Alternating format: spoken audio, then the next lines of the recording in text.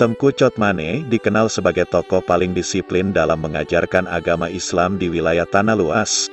Beliau menyandang nama Tengku Chotmane karena beliau berdomisili di Dusun Chotmane, Gampong Bayi, Kecamatan Tanah Luas, Kabupaten Aceh Utara, yang lebih dikenal dengan nama Tengku Chotmane.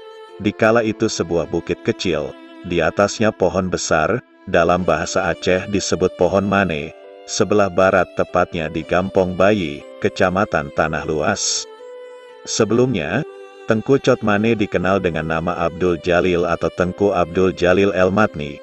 Secara kronologis singkat, Tengku Chotmane lahir di Nurusalam, Kabupaten Aceh Timur pada tahun 1917. Pendidikan awalnya di First Folk School, kemudian berlanjut ke Normal School Pematang Siantar. Setelah berusia dewasa muda, beliau berdiarah ke Dayah Krung Kale Aceh Besar. Selama bernaung di dayah tersebut, berbagai ilmu pun ditekuni dan dimilikinya. Mulai dari aliran ilmu fikih Syafi'i, ilmu tasawuf Al-Razali atau Junaid Al-Baghdadi, aliran Tauhid Al-Asy'ari dan tarikat Samadiyah dari Abdullah Al-Haddad, serta tarikat Tahlil dari Sattariyah. Abi Chotmane adalah sosok di balik nama besar Tengku Abdul Jalil El-Matni, juga sering disebut sebagai pejuang karena kontribusinya tidak hanya untuk Islam, tetapi juga untuk bangsa. Seperti diketahui, beliau adalah pahlawan. Pada tahun 1950, beliau terlibat dalam pemberontakan Darul Islam, Tentara Islam Indonesia, DITII, Dawot Beraih.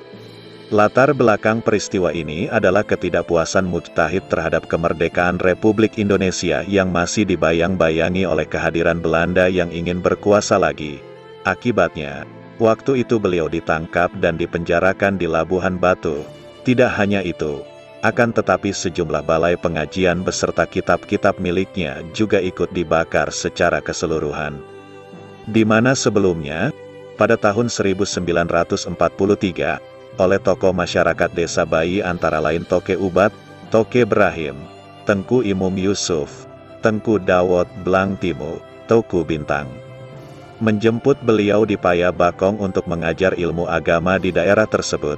Dalam menyiarkan ajaran agama Islam sebagai mahaguru pengajian di kalangan masyarakat desa setempat, dan di sanalah beliau menemukan jodohnya dengan Siti Hindun binti Tengku Muhammad Yusuf Abu, serta mempunyai sejumlah putra-putri.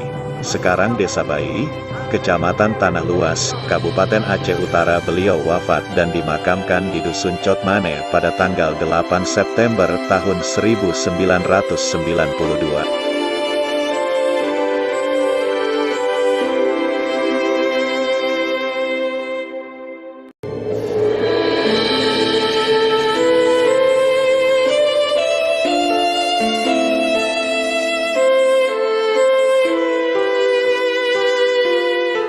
Cerita tentang Tengku Chotmane dijumpai dalam cerita rakyat setempat di setiap momen hari-hari besar sebagai tradisi yang merupakan bukti sekunder.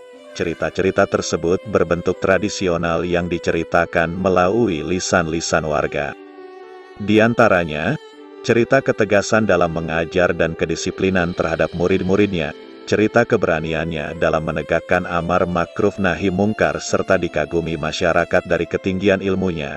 Dari sekian cerita lisan masyarakat, sampai saat ini belum ada naskah yang tertulis dan dimuat dalam bentuk prosa selain silsilah yang dibuat oleh Tengku Subki El-Matni selaku putra kandungnya sendiri. Tengku Chotmane yang ketika lahir dikenal dengan nama Abdul Jalil El-Matni, putra dari Panglima Perang Muhammad Adam. Seorang dengan nama besar ini merupakan putra dari Tengku di Bimba Blang Mangat, yang juga seorang tokoh yang berpengaruh pada zamannya. Tengku di Bimba anak dari Tu Pitan Ananda dari Malem Dagang dan cucu dari Tu Madinah atau disebut Tu Japakeh.